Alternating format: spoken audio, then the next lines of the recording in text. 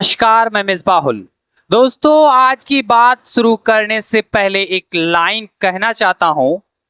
कभी कभी हकीकत इतनी तेजी से सामने आती है कि हमें समझ ही नहीं आता ये सब तय था या पहले से ही लिखा हुआ खेल चल रहा है।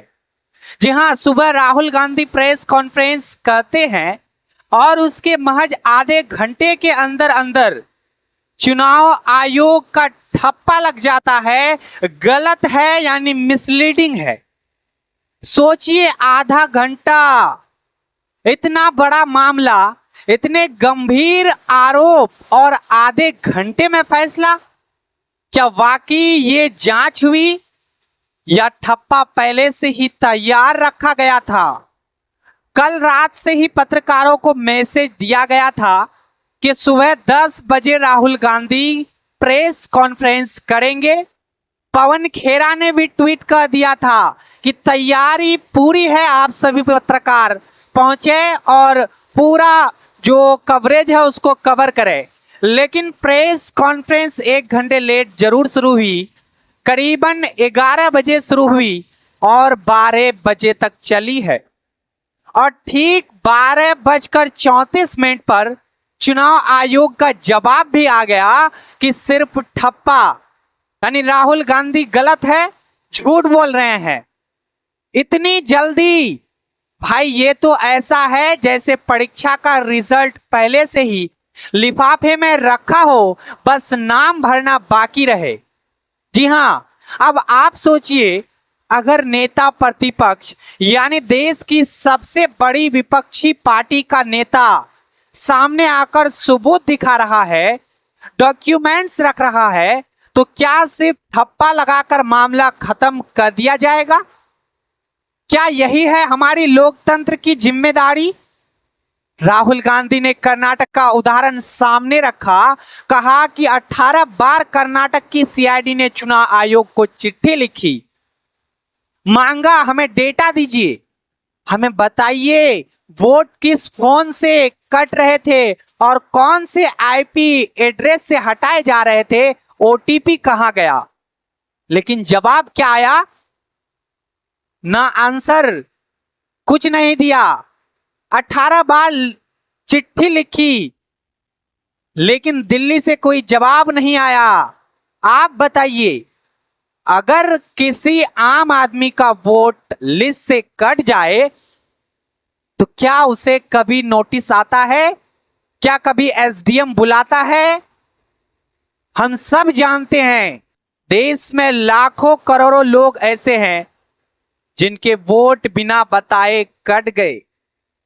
चुनाव के दिन बूथ पर पहुंचकर पता चला नाम ही नहीं है। किसी का नाम है तो उसके पिता का नहीं, पत्नी का है तो पति का नहीं। हमने और आपने खुद चुनाव के दौरान ऐसी कहानियां कैमरे पर देखी है। तो क्या चुनाव आयोग का यह कहना कि ऐसा नहीं हो सकता बस कागजी बयान नहीं है? अब जरा राहुल गांधी की बात सुनिए। उन्होंने सीधा सीधा आरोप लगाया, मुख्य चुनाव आयुक्त वोट चोरी की रक्षा कर रहे हैं। मैं जो कह रहा हूं सबूत के साथ कह रहा हूं और उन्होंने सबूत भी दिखाए। सीआईडी के पत्र, तारीख दर तारीख, यानी 14 मार्च का लेटर, 25 फरवरी का लेटर, 1 फरवरी का लेटर, कुल 18 लेटर दिखाए हैं भाई साहब, पर जवाब नहीं मिला। अब सवाल उठता है, जवाब क्यों नहीं? अगर वाकई कुछ गलत नहीं हुआ तो जानकारी दे दीजिए, आप साफ कर दीजिए। लेकिन जब खामोशी रहती है तो शक और गहराता जाता है। दोस्तों, सोचिए, अगर सच में कॉल सेंटर बनाकर 4 बजे सुबह बैठकर सेकेंडों वोट काटे जा रहे हैं तो ये कोई छोटी मोटी गली मोहल्ले की धांधली नहीं है भाई साहब, ये तो संगठित खेल लग रहा है। और अगर संगठित है तो फिर ये सिर्फ एक सीट या एक राज्य का मामला नहीं है, नहीं हो सकता है। फिर तो ये पूरा सिस्टम है भाई, पूरा का पूरा सिस्टम। अब चुनाव आयोग कहता है राहुल गांधी झूठ बोल रहे हैं। ठीक है, अगर झूठ बोल रहे हैं तो कार्रवाई आप भी कर सकते हैं, कार्रवाई करें, एफआईआर करें। नेता प्रतिपक्ष अगर गलत बयानबाजी कर रहे हैं, लोकतंत्र को गुमराह कर रहे हैं तो कार्रवाई होनी चाहिए। लेकिन सिर्फ ठप्पा लगाना, ये तो बच्चों का खेल लग रहा है आपका। इसमें बीजेपी भी कूद गई है। अनुराग ठाकुर बोले राहुल गांधी नेपाल और बांग्लादेश जैसा स्थिति बनाना चाहते हैं।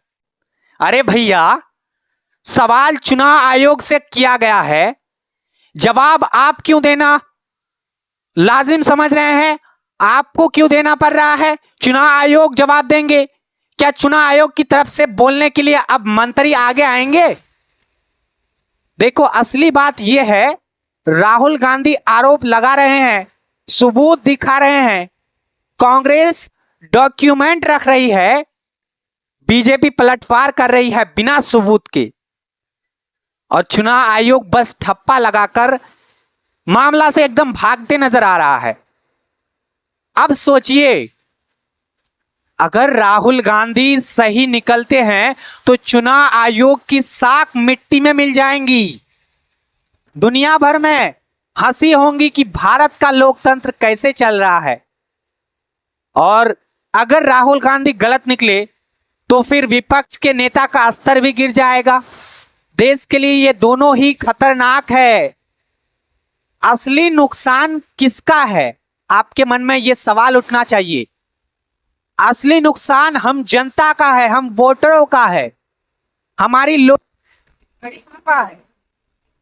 भाई, मैं आपको सीधी बात बताता हूं, कागज पर नियम कुछ और होते हैं, लेकिन जमीन पर खेल अलग ही चलता है। जैसे मैं बता दूं, ट्रैफिक सिग्नल पर लाल बत्ती है, नियम कहता है रुको, कैमरा लगा है, चालान जाएगा, लेकिन होता क्या है आप सभी देखते हैं, 1000 में से सिर्फ 100 का चालान आता है, बाकी 900 एकदम फुर से निकल जाती है। सिस्टम मौजूद है, लेकिन सिस्टम सिलेक्टिवली काम करता है। ठीक वही कहानी वोटर लिस्ट की है। अब राहुल गांधी ने एक और उदाहरण दिया। एक शख्स नागराज, जिसने 36 सेकेंड में 2 वोट काट दिए, और वो भी सुबह 4 बजे। सोचिए, 4 बजे उठकर वोट काटेगा? ये तो सीधा संगठित गिरोह का काम लगता है। और अगर ये सच है तो सवाल और बड़ा हो जाता है, क्या पूरा चुनाव ही अब आउटसोर्स हो चुका है? क्या अब लोकतंत्र के मंदिर में भी कॉल सेंटर की घनघनाहट गूंज रही है? बीजेपी कहेंगी राहुल गांधी गलत है, कांग्रेस कहेंगी आयोग गलत है, लेकिन जनता क्या करे भाई साहब? जनता तो बस देख रही है कि खेल हमारे वोट पर हो रहा है। मुझे तो ये लगता है, चाहे राहुल गांधी सही हो या गलत, असली हार हमारी है। असली हार उन लोगों की नहीं है, असली हार जनता की है। क्योंकि अगर सबूत सच है तो लोकतंत्र में सेध लग चुकी है, और अगर झूठ है तो लोकतंत्र की साख पर विपक्ष खुद चोट मार रहा है। दोस्तों, बात लंबी है और दर्द गहरा है। ये कोई पार्टी पॉलिटिक्स का मामला नहीं है, ये सवाल हमारे वोट का है, हमारी पहचान का है, हमारे अधिकार का है। और अगर इस पर ठप्पा की राजनीति चल रही तो कल को हमारा नाम भी वोटर लिस्ट से गायब मिलेगा। जी हां, तो आप सोचिए, क्या वाकई लोकतंत्र अब सिर्फ ठप्पे पर टिक गया है? क्या देश का सबसे बड़ा लोकतांत्रिक संस्थान, आप सभी को मालूम है, चुनाव आयोग, सिर्फ सूत्रों के हवाले से फैसला करेगा? और अगर हां, तो फिर जनता कहां जाएगी भाई साहब? भाई, मेरे आपसे अपील यही है, इस सवाल को सिर्फ खबर मत समझिए, आप इसे अपने हक की लड़ाई समझिए। अगर आपको लगता है कि मैं सही सवाल भी उठा रहा हूं तो इस वीडियो को आप शेयर करना ना भूलें, चैनल को आप सब्सक्राइब करना ना भूलें, ताकि और लोग भी इस बहस का हिस्सा बन सके, अपनी लड़ाई लड़ सके। और आखिर में बस यही कहूंगा आपसे मैं, सत्ता आती जाती रहेंगी, नेता बदलते रहेंगे, लोग बदलते रहेंगे, समय टाइम टाइम पर चेंज होते रहेगा, लेकिन अगर वोट ही चोरी हो गए तो लोकतंत्र की आत्मा भी चोरी हो जाएगी। आप सभी ये ध्यान रखिए। धन्यवाद, फिर मिलते हैं कल इसी टाइम को।